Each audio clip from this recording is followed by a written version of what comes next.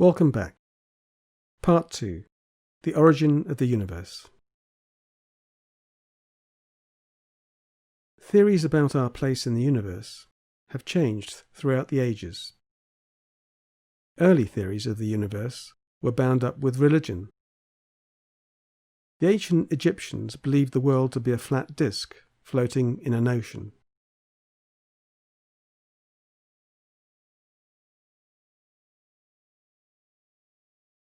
Their pyramids were accurately aligned to true north using the stars. Certain stars and constellations represented gods in Egyptian culture. Here are the constellations representing the gods Sa and Sopdet.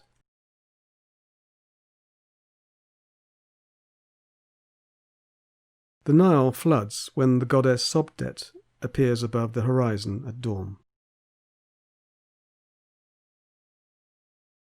The sun, moon, planets and stars appear to revolve around the Earth.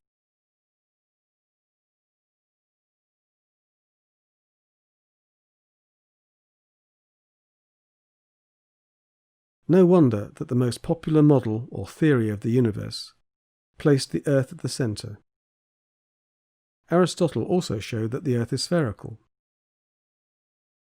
This model held sway for the next 2,000 years, even though there were one or two philosophers that thought otherwise. Using various corrections, the positions of the planets could be predicted, which was important for the practice of astrology. Astronomers used the naked eye, but could make more accurate measurements using instruments like this astrolabe.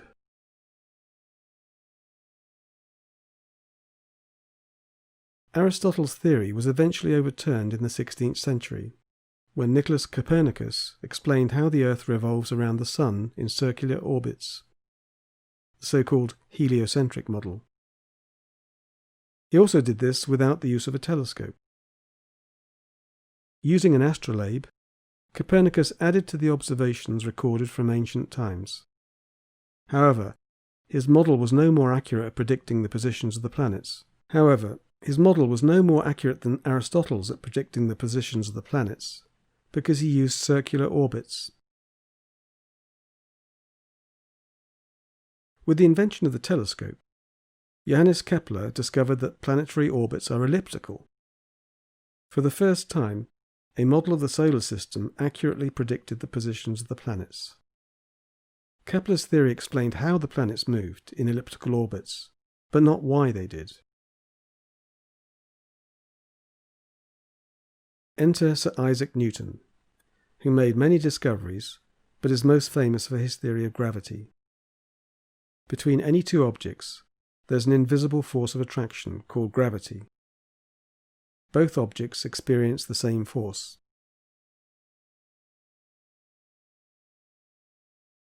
We can feel the force of gravity.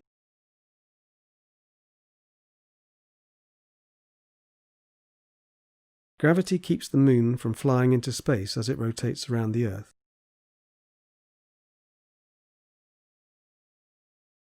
Newton's theory of gravity also explained why the planets move in elliptical orbits. Gravity is the force that formed the universe. Newton's theory held sway for almost 200 years, until it was noticed that Mercury didn't move exactly as predicted. A single piece of contrary evidence is enough to call a theory into question.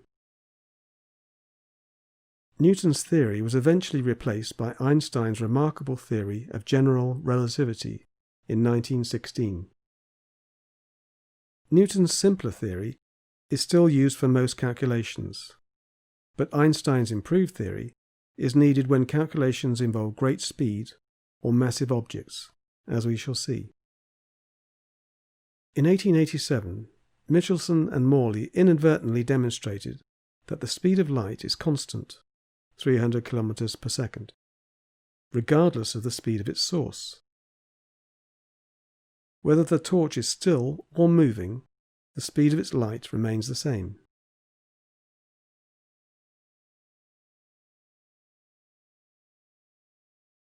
To explain this, Einstein created his special and general theories of relativity, which showed that Newton's theories broke down when applied to fast-moving objects and massive objects. He invented the term space-time, which can be distorted by the gravitational effect of massive objects. His famous equation E equals mc squared shows the equivalence of mass and energy. His theories have been confirmed in many ways, the latest being the detection of gravitational waves. When stars eventually collapse under their own gravity, they create dense black holes. They are black because extreme gravity doesn't even allow light to escape.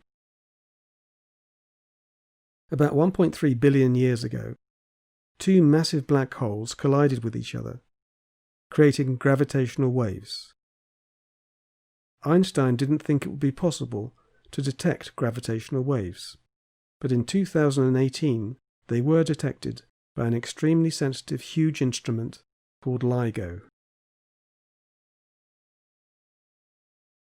Einstein's theories predict that clocks on GPS satellites run slower the further they are from Earth, and the faster they travel.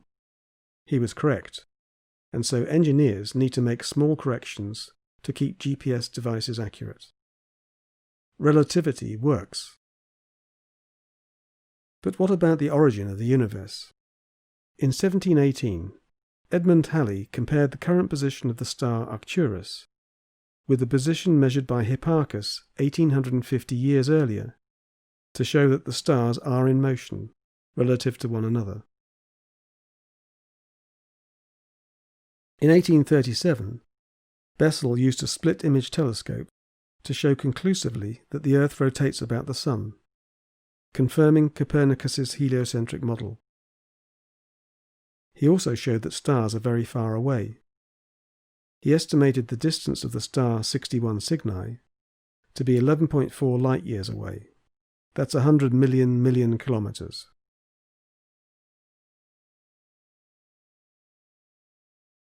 In 1923, Hubble showed that the universe contains many more galaxies than our Milky Way. A few years later, he used an astronomical spectroscope to demonstrate that the universe is expanding. Imagine space is the surface of an expanding balloon. Rewinding the expanding movie gives us the Big Bang, which happened approximately 13.8 billion years ago. Here is the famous Hubble telescope, launched in 1990.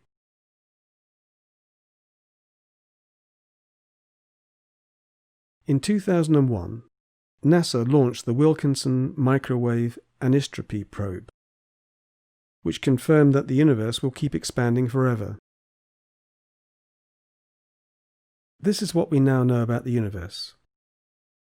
Each grey circle is 100 times the size of the previous circle. Our moon orbits the planet Earth, which orbits our nearest star, the Sun. This is our solar system.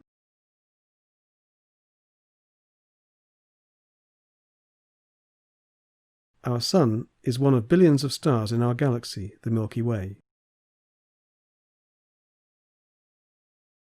Billions of galaxies make up the universe.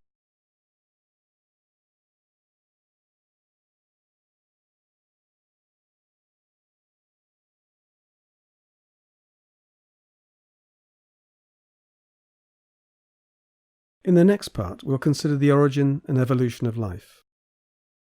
Try the quiz that follows. There are also some issues for discussion.